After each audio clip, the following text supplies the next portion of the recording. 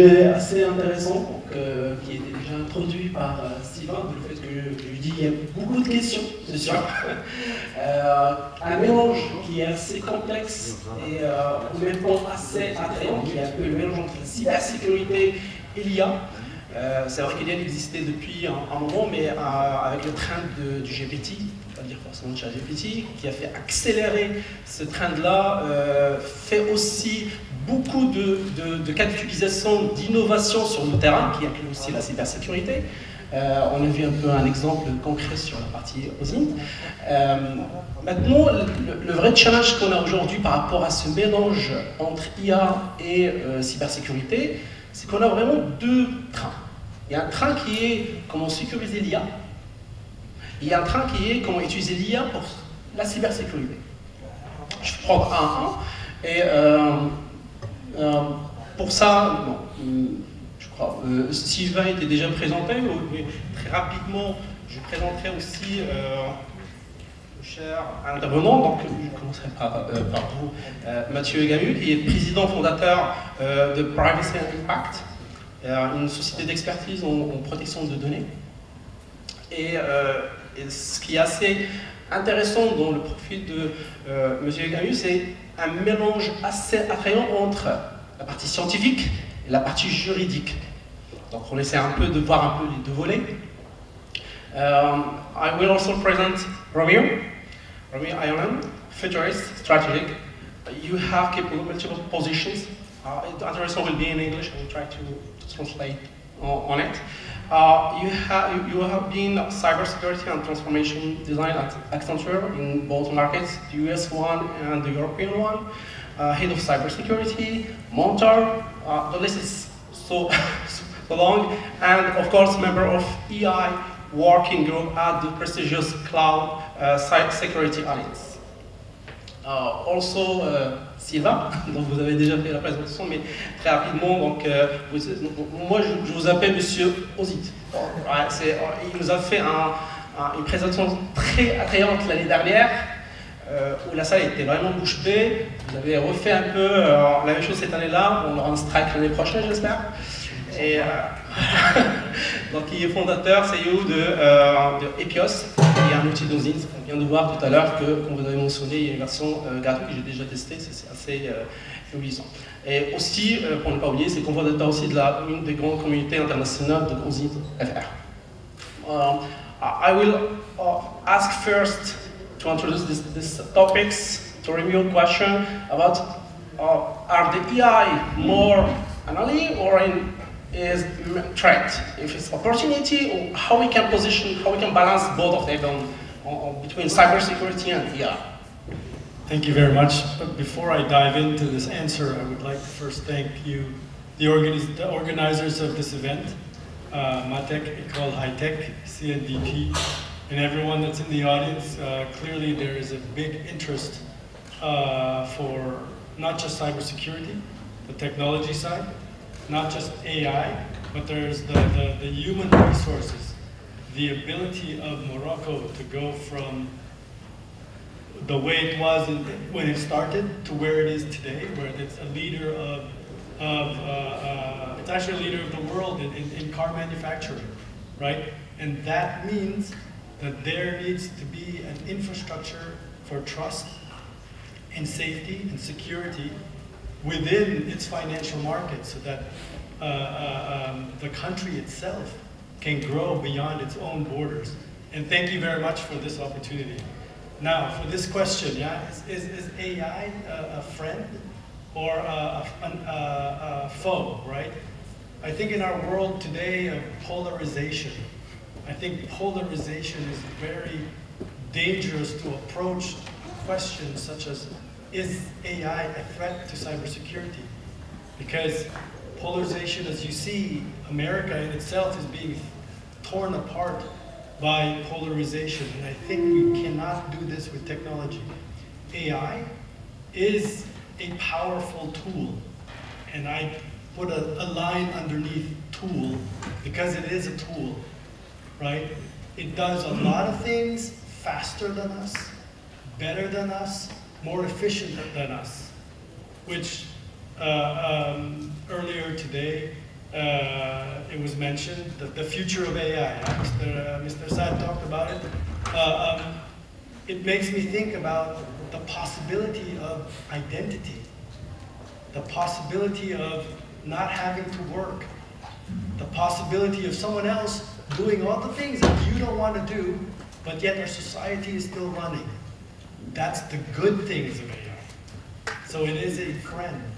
However, because it is turning us into perhaps its own tool, right? Because our identity is tied to the way we work. Can you imagine if you have no work? I think I would say 100% of people, identity is tied to work. And so with this enemy, this AI can't be an enemy because disinformation. Look what Russia has done to the American public with disinformation, fake news, deep fakes, right? And this is inherent in technology. It's not just, it's becoming more than just a tool. It might even supplant us because it's better than us. And yet we have conscience, and our conscience is connected to intelligence. But yet we put an onus on intelligence over conscience, and conscience is where our ethics comes in. Our responsibility of trust and safety for AI comes in, right? So is it a friend or a foe? Well, it's both. The bottom line really here is, in developing this technology, in developing our society, in developing our economy, we need to go from awareness to competence. We need to be the équilibriste in the middle of how do we create our policies, our guidelines, our deployment, our development models, so that it takes both of this in consideration. Just because we're doing good doesn't mean there's another person in the background who's looking at this and saying, oh, I can use this to do bad. So thank you very much for the question. Thank you, Aurélien. Donc il faut trouver une balance entre le mauvais côté et le bon côté. Et ça reste un outil. It's just a tools. La question qui me tord un peu la tête, c'est qu'on a vu avec l'OSINT, donc la question c'est pour vous, Sylvain, comment on arrive à balancer entre le fait que l'OSINT est utilisé dans le bon côté, et aussi le fait d'avoir une puissance comme celle de l'IA qui permet de faire un empowerment, vraiment de le mettre à un niveau assez élevé, et en même temps de pouvoir protéger ces données, parce qu'on se base, comme vous l'avez mentionné au départ, on se base sur du open source data. C'est des données qui sont publiques. Donc, comme étant un expert en OSINT, je peux utiliser l'IA, ça me permet de renforcer un peu ma position et ma recherche et accélérer aussi ça. Mais en même temps, d'autres personnes peuvent le faire. Un peu le dark side, les petits méchants qui sont à côté. Les méchants qui sont à côté. Alors comment essayer de pouvoir équilibrer entre ces deux? Alors c'est super intéressant. J'ai l'impression en fait, avec l'IA et avec l'OSINT, on revient au même débat qu'on a eu à l'époque avec Metasploit, si certains ont connu ça, avec les premiers logiciels de hacking. En fait, on se disait, oui, mais le logiciel de hacking, normalement, on ne devrait pas le mettre sur GitHub, on ne devrait pas le mettre en public pour tout le monde. Il faut que ce soit accessible uniquement pour des personnes qui ont un intérêt légitime. Et en fait, on a la même chose avec l'OSINT, avec l'IA, etc. Oui, mais ça peut être utilisé à mauvais escient. Mais tout comme vous achetez un couteau, vous pouvez l'utiliser pour couper de la viande, ou vous pouvez l'utiliser pour tuer quelqu'un. Ça reste un outil. Mais tout à fait, et ça reste un outil. Et bien évidemment, il faut légiférer à côté, pour être sûr, pour limiter l'impact, etc. Mais, en fait, je vais reprendre l'exemple de Metasploit, c'est des outils de hacking. Si ces outils étaient réservés uniquement à un certain type de population, il y aurait beaucoup moins de sensibilisation. Et les personnes seraient beaucoup moins impactées. Le fait, c'est bête, hein, mais c'est comme une arme atomique. L'arme atomique, est-ce que vous la laissez à une seule personne ou est-ce que vous la laissez à plusieurs personnes? Et moins d'innovation aussi. Et complètement. Alors après, pour ce qu'il en est de la partie avantages et inconvénients, en effet, l'IA, par exemple, on a beaucoup plus de désinformation, et on le voit, qui sont beaucoup plus difficilement détectables, parce que avoir un faux visage qui est généré, ça reste encore assez facilement détectable.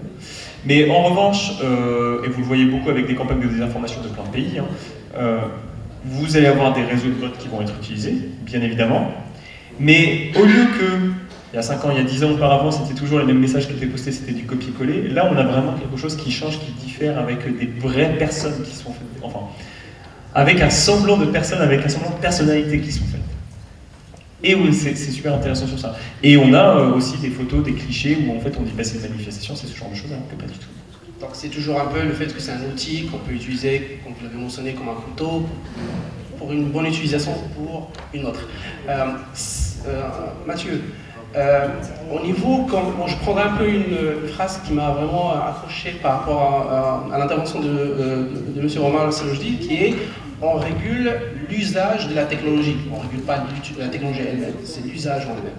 Donc cet usage-là, cette réglementation qu'il faut appliquer, donc j'appelle le juriste par rapport à cette question-là, utilisation de l'IA par rapport à des données qui sont ouvertes, open. C'est quoi les limites, les borders qu'on peut essayer au niveau de réglementation de pouvoir positionner pour protéger forcément les données? Alors oui, alors les limites, on touche à une dimension d'éthique, et derrière l'éthique, il y a une certaine question morale, qui là c'est un sujet énorme, mais déjà, si on reste sur le sujet de la responsabilité, donc lorsqu'on parle de la famille d'outils d'IA, majoritairement aujourd'hui, ce sont des logiciels de modélisation statistique avec une partie de décision automatisée. Donc là, ça nous ramène sur des sujets très pragmatiques. Et donc il y a deux difficultés nouvelles par rapport à des logiciels plus classiques. Il y a une problématique de biais, c'est-à-dire que ces logiciels utilisent des bases de données d'apprentissage. Il faut que cet apprentissage corresponde à l'usage que l'on souhaite faire par ailleurs. Par exemple, c'est un outil de cybersécurité, de sonde par rapport à des attaquants externes qui viennent aux portes de notre réseau interne. Si cet outil va détecter des adresses IP qui sont issues, par exemple, d'Europe de l'Est, alors que des chemins d'attaque ont complètement changé par rapport à l'apprentissage, cet outil n'est plus adapté. Donc ça, il y a une problématique de biais et il y a une problématique d'hallucination, c'est-à-dire qu'on a une partie effectivement qui est codée en dur avec un système de règles, et il y a toute une partie évolutive qui va faire une analyse des comportements.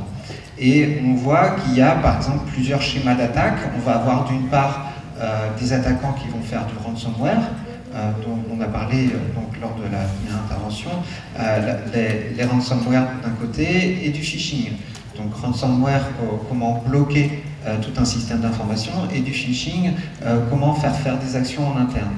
Si derrière on a un outil qui va imaginer de nouvelles menaces et qui va produire des règles vis-à-vis de ces menaces en mélangeant, en combinant ces schémas d'attaque, on pourrait très bien avoir un outil, un logiciel de cybersécurité qui va produire des hallucinations en mélangeant différentes règles, en combinant, en disant ben voilà, j'ai un risque interne d'avoir un de mes employés qui va faire du ransomware à partir du phishing. Donc là, il faut faire très attention à la manière dont sont implémentés ces outils, à la fois vis-à-vis de l'apprentissage et vis-à-vis de toute l'analyse comportementale qui va pouvoir être produite par la suite. Donc là, il y a la possibilité de se prémunir de ces risques sur le plan juridique. Donc c'est déjà, tout d'abord, comme tout produit, il y a les règles liées aux produits défectueux, où là, il y a une responsabilité de chaque producteur de la chaîne de cet outil, de l'inventeur de l'algorithme, jusqu'au producteur qui va avoir collecté les informations pour la base d'apprentissage. Et donc, il faut pouvoir identifier à quel niveau est le défaut. Mais on peut se retourner vers l'acteur à qui on a acheté la solution. Et une autre problématique, c'est le jour où il y a un incident et il y a un dommage avec un préjudice, on a une responsabilité civile. Et cette responsabilité civile, qu'elle soit professionnelle ou personnelle, elle est très classique. Donc on revient dans des schémas relativement classiques, et il y a une grande nouveauté effectivement qui est de l'ordre de l'éthique, c'est qu'est-ce qu'on accepte et qu'est-ce qu'on n'accepte pas. En Europe, il y a donc l'IA Act, un règlement européen qui est en cours de promulgation actuellement, donc il est figé, et c'est un règlement général dont on attend des compléments pour savoir de quelle manière il va être appliqué, mais on sait déjà qu'en Europe, d'ici la fin de l'année, on ne pourra plus utiliser des outils d'IA pour faire de l'identification des émotions. Et ça, l'Europe a dit très clairement, nous, on refuse qu'il y ait des outils d'IA qui fassent ce type d'analyse parce que c'est un comportement humain et qu'on ne veut pas que les personnes modifient leur comportement lorsqu'ils sont face à ce type d'outils. Des systèmes d'utilisation de la biométrie, empreinte digitale, reconnaissance faciale à des fins d'identification automatisée. Il faut toujours que ce soit l'humain qui soit derrière et qui prenne la décision finale. Et également tout ce qui va tourner autour de la justice prédictive. Parce qu'on va considérer que toute décision de justice est au cas par cas, et les outils d'IA, et donc que ce soit cyber ou dans un cadre plus général, ils vont être aidés, ils vont aider l'humain à prendre sa décision, mais ils ne vont pas prendre la décision à la place de l'humain. Donc la responsabilité restera chez l'humain. Donc c'est une délégation de responsabilité, mais quand même, la préjudice est restée côté humain. Tout à fait. Donc, là où c'est une bonne transition par rapport à une question qui est aussi intéressante à prendre, c'est que l'OSI, tout à l'heure, on avait vu une utilisation étatique, une utilisation criminelle, mais quid d'une utilisation de l'IA pour une guerre économique. Donc là, on part sur la partie purement entreprise contre entreprise. Mettons à côté la partie État, la partie gouvernement, etc.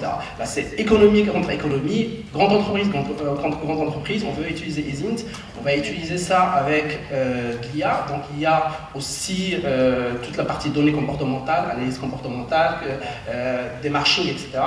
Comment essayons un peu de pouvoir protéger ces données-là et que l'IA sur l'OSINT, qui est une branche de la cybersec, pourra plutôt aller vers un humain plus développé que des contraintes et des guerres qui ne vont pas se terminer. Ouais,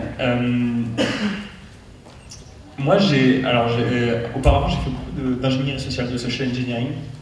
Et on connaît tous les choses basiques du spear phishing ou du phishing par téléphone, etc. Et de la fraude au président. Et je ne sais pas si vous avez vu, maintenant ça date d'il y a 5 ou 10 ans, où en fait des pirates se sont fait passer pour l'attaché de presse de Vinci et ont contacté plusieurs journalistes en leur disant qu'en fait ils ont été obligés de virer le directeur financier. Pourquoi? Parce qu'en fait il avait fait des erreurs dans la comptabilité. Et en fait ils ont envoyé ça à certains journalistes, les journalistes, ils voient ça, ils se disent bon, on va directement appeler l'attaché de presse pour confirmer. Ils prennent le numéro de téléphone qui est dans la signature mail, qui est le numéro de téléphone des pirates. Ils disent, bon voilà, est-ce que c'est vrai, etc. Oui, bien sûr, on confirme. Dans la journée, ils envoient une dépêche. Vous avez une perte de plus de 40% de la valeur des actions de l'entreprise en moins d'une journée. Et ça, c'était à l'époque où on n'avait pas forcément d'IA, etc. Et en fait, on peut booster largement ce genre de choses. Et bien évidemment, moi, je vois de plus en plus de directions sûreté ou de cyber threat intelligence qui en fait intègrent l'OSINT pour détecter les menaces. Donc déjà, une première chose, c'est détecter le typo squatting. C'est quelque chose de tout bête. Mais ça reste de l'OSINT, ça reste de la donnée en source ouverte. De voir qu'il va y avoir un typo squatting et qu'il va y avoir potentiellement une attaque faite par un groupe criminel ou par un concurrent, c'est super intéressant de le voir. Et au contraire, en fait, vous pouvez aussi l'utiliser d'un point de vue un peu plus offensif pour voir ce que votre concurrent va réaliser. Il était possible, par exemple, il y a quelques années, sur General Electric, de voir avec du certificat de transparency, donc de voir les différents noms de domaines qui ont été déposés avec de la partie HTTPS, etc. De voir qu'en fait General Electric était en train de créer une nouvelle marque qui n'était pas encore communiquée. Et vous pouviez le voir 6 mois à l'avance. Et en fait, Là, ça, c'est parce que vous avez l'analyste qui a regardé derrière.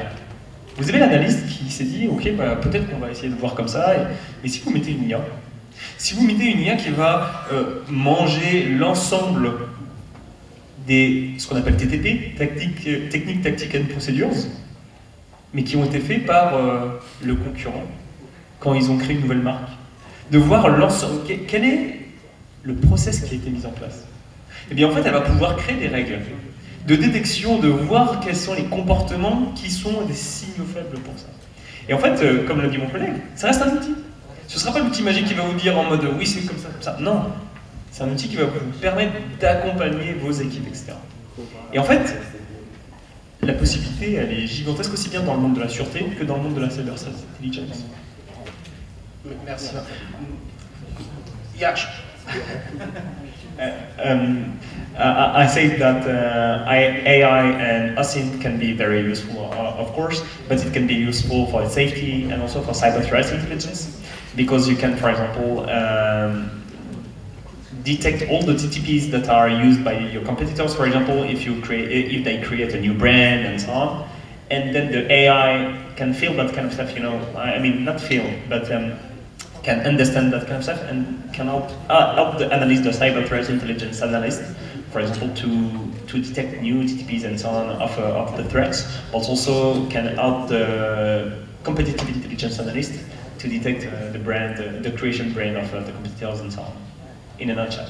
And this is for some comparison level. I will ask the same question, but yeah, sure. And I think this is, I mean, he's really making a very good point here, and I think bringing it back to where we are, right? Morocco is in its early stages of development when it comes to IT security, OT security, economic development, and social development, right? The tools that were once reserved for large economies, right, are now available to us. And I think there's a advantage for Morocco, for example. I really see the fintech industry, the financial industry in Africa so much more advanced than the West, because you have had the chance to be in this breeding ground of cheap technology, and you have the necessity, because there's a lot of people in the whole African continent that don't have bank accounts, right? And technology in itself is gonna make you even stronger in this trading economy with OSINT, with SIGINT, with any other once reserved for intelligence agencies. It's now in the economy. And so it gives such an advantage to countries like Morocco in Africa to really get together and really thrive in a market where they can create their own rules and guidelines, and the technology is already there. You don't need to develop the technology. Focus on making the technology work for you. Okay, I will ask a question about that. You was on a startup also, not just in the big company. You was on startup, and a lot of what you just mentioned, the want to consume in Morocco and in Africa will be some small business, not the huge business. And this is my question. Today, the threat is so costly for such a company. The challenge, I just take one example. Just 2 weeks ago, company has been, or some attacker, take video from the VPs from YouTube, imitate the voice. It's just a phone call, because it's so simple to detect that there are some threat if it's a video. It's just phone call. Phone call, and imitate the voice for the VP, and asking the finance team to do some finance transaction. This is something that in the huge, big company, we can have a huge team, a lot of tooling, AI, but for the small, AI is still intelligence that we can help small business to have the same level of protection as the big one.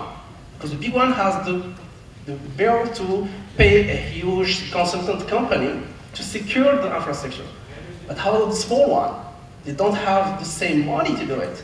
And my point here is how we can use AI to help small business to be also more secure, because the trade start to be so huge and cost more. I think there's an approach here where we go back to basics, right? AI is today and the future. That's technology. But that technology needs data from us. Each and every one here is a data point, right? And we are in itself a community. So why are we saying that AI knows so much more from us when in fact we're the community? AI doesn't have a community, right? So for small companies, I think you need to leverage the community of cyber experts, the institutions that our governments have, the social networks that our governments rely on to get their data so they can provide the services that their people actually really need, not what they think they need, right? And I think that's coming from a startup. One of the biggest things in the startup is they have big visions and big dreams. But then they look at the bill.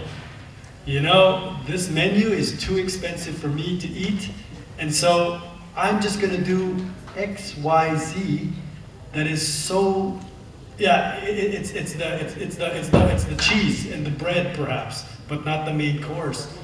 And I think this is where the community and the ecosystem, I think it was mentioned earlier as well in the first session, right? Where ecosystem needs to be relied on, like ISAC in the States, yeah, intelligence sharing organizations, they're all over. Large industries have this, finance, manufacturing, law enforcement is getting into the game of this stuff, right? I think President Barack Obama was the first one to institute an executive order on intelligence sharing organizations. Not just intelligence in the sense of knowledge for the whole industry. So I can talk all day about this, but I know we don't have much time. Sur cette question justement de comment est-ce que l'IA dans la cybersécurité peut aider les petites compagnies, c'est en mutualisant et en diminuant les coûts d'accès. Par exemple, les SOC, les centres opérationnels de sécurité, qui sont derrière des analystes humains qui vont récupérer tous les logs, donc la journalisation de l'activité et tous les flux qui sont générés par le système d'information d'une petite entreprise, d'une PME. Eh bien, il y a l'analyse de ces logs, et cette analyse par des humains, elle est très coûteuse. Et le fait d'automatiser par un système d'IA, entre guillemets, donc c'est ce premier niveau d'analyse, ça permet largement de diminuer ces coûts d'actifs humains et donc de permettre l'accès à un premier niveau de sécurité à un ensemble d'entreprises PME qui n'auraient pas les moyens de se payer un centre opérationnel de sécurité complet, traditionnel. Simplement, juste pour essayer un peu de donner un exemple, l'IA c'est comme un cerveau. Il a besoin d'oxygène, il a besoin de nourriture pour apprendre. Et l'oxygène, c'est les données. Après, le principe, c'est que dès que j'ai ces données-là, je vais entraîner un modèle pour qu'il puisse être plus intelligent. Et après, je l'expose. Ce qu'on appelle l'inference, ou pour être plus simple, c'est comment le consommer. Ce qui est le plus coûteux aujourd'hui, c'est ce entraînement-là. Parce que les données ouvertes, il existe. C'est juste qu'on a besoin d'un très grand supercalculateur pour pouvoir faire ce entraînement. Et en fin de compte, à la fin, quand on entraîne un modèle, ouais, il y a toujours des ajustements, mais le modèle existe. Si on veut essayer de pousser, comme vous l'avez mentionné tous, le fait d'être dans un esprit communautaire ou plutôt mettre à utilisation pour les PME à ces modèles-là. Donc ça, le coût ne sera pas très exorbitant, on est d'accord. Donc c'est un peu ça le jeu, c'est le fait de dire entraînons un modèle parce que ça coûte beaucoup, après exposons-le en open. C'est même l'esprit de départ de OpenAI, c'est un autre débat. Donc l'idée c'est ça, c'est de pouvoir entraîner et donner l'accès à la fin d'un modèle déjà entraîné. Et c'est un peu là où je pose la question sur un point qui est assez important, parce que si on passe sur ce principe de dire je vais entraîner un modèle, et après je le donne à utilisation pour les PME, pour la société, etc. C'est pas mal. Mais qui garantit la fiabilité? Parce que là, c'est pas mal d'entraîner gratuitement, d'entraîner avec un coût qui peut être absorbé par des grosses boîtes, et après le donner à la terre entière. C'est pas mal. Ça permet de faire de l'innovation, de consommer un service. Mais, en fin de compte, on se retrouve avec un problème qui est la responsabilité de la fiabilité de ce modèle-là. Parce qu'on n'a pas les puissances pour refaire un peu l'entraînement. Donc, qui gérera la fiabilité de ce modèle? Est-ce que c'est le consommateur? Est-ce qu'il faut avoir un acte? Bon, aujourd'hui, vous avez parlé un peu que, par exemple, en Europe, on a ce qu'on appelle le IA Act. C'est pas mal, ça permet un peu d'éviter, comme vous l'avez mentionné, le fait de ne pas avoir de l'analyse comportementale, etc. Mais la fiabilité, on n'a pas d'acte. Je n'ai pas vu, je l'ai lu, mais je ne suis pas expert dans la partie juridique, je n'ai pas vu dans, par exemple, IA Act même, quelque chose qui a un rapport avec qui garantit la fiabilité de ce modèle-là, dans un esprit de partage aussi. Alors, il y a toujours le rapport de la recherche d'équilibre dans la confiance. C'est l'équilibre entre la liberté d'entreprendre, de la liberté économique, et le respect des droits, le respect des droits et des libertés individuelles. Donc il y a la recherche de cet équilibre-là. Pour permettre la liberté, justement, on a sur ces thématiques de mesure de fiabilité des outils, eh bien ça va passer à travers des référentiels, à travers des certifications, et on est dans de la gestion du risque.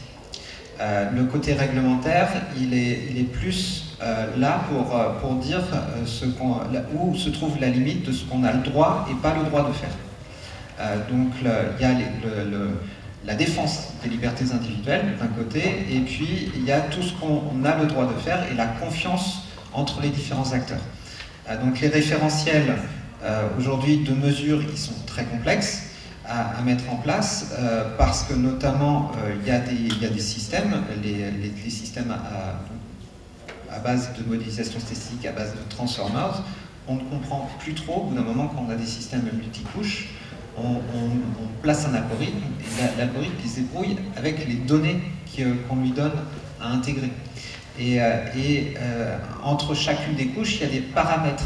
Et l'évolution de ces paramètres, aujourd'hui, il y a des systèmes complexes, on n'est pas capable, nous en tant qu'humains, même le concepteur de l'algorithme n'est pas en mesure d'expliquer pourquoi est-ce que l'outil, à partir de cette base de données-là, précise, il a mis telle valeur de paramètre ou pas. Donc il y a un gros travail de recherche sur l'explicabilité des algorithmes, sur la transparence, au niveau de chacun des acteurs, qui au moins, qu'on ne fournisse pas juste une boîte noire, mais qu'on puisse dire les tenants, les aboutissants, les paramètres qui sont utilisés.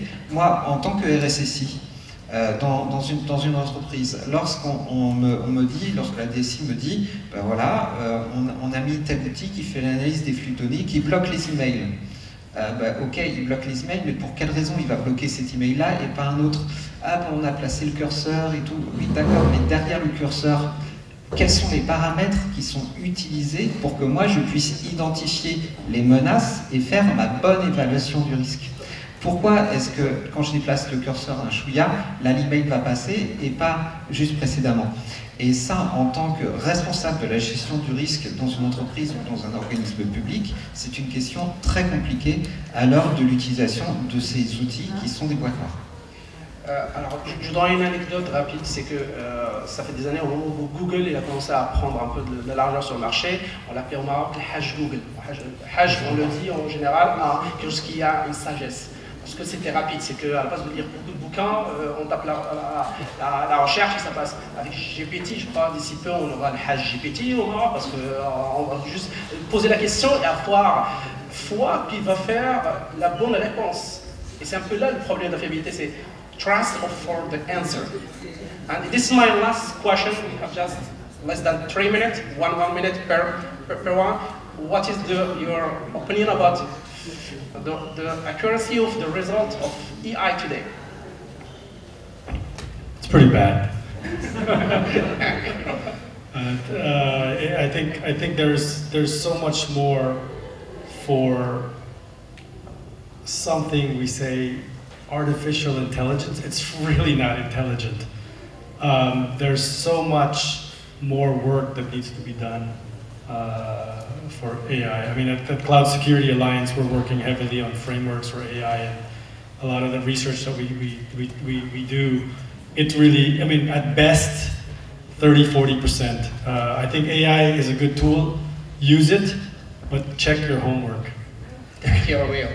Sylvain, 1 minute. Ça dépend ce que vous lui donnez à manger. Moi, par exemple, ça fait pas mal d'années que je travaille sur un projet de GeoInt automatisé. Donc GeoInt, c'est vous mettez une photo et on géolocalise en fait la photo où est-ce qu'elle a été prise, même s'il y a un champ, etc. Et en fait, qu'est-ce qu'on fait? On donne de la donnée, donc on donne du Google Street View, on donne des photos qui ont été prises par la communauté, qui ont été géolocalisées à droite à gauche. Mais le problème, c'est qu'il vous suffit d'une ou deux photos qui ont été mises avec un mauvais contexte ou avec une mauvaise géolocalisation pour avoir un mauvais résultat par la suite.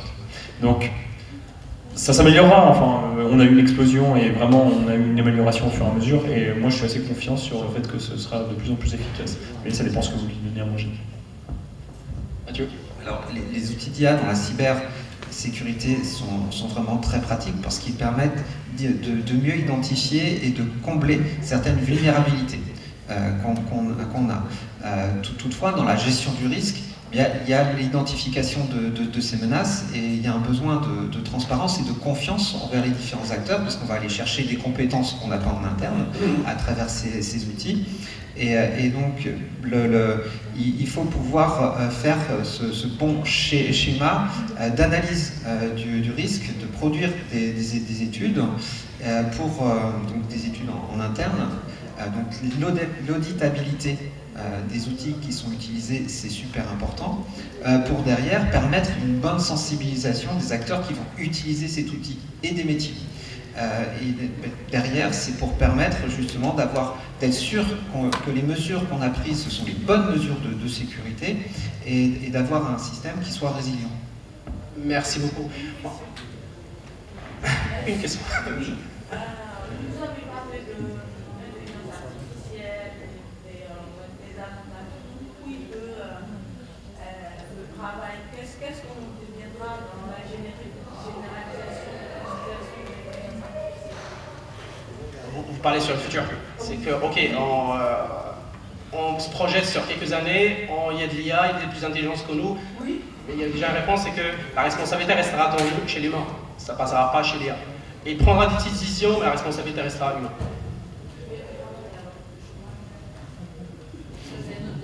C'est un autre débat. En 5 secondes, c'est la même chose que en fait, quand on a eu l'industrialisation, bien évidemment, mais en fait ça veut dire qu'on va avoir des emplois beaucoup plus qualifiés, etc. Et c'est comme quand on a eu en effet de l'automatisation, etc. À mon sens.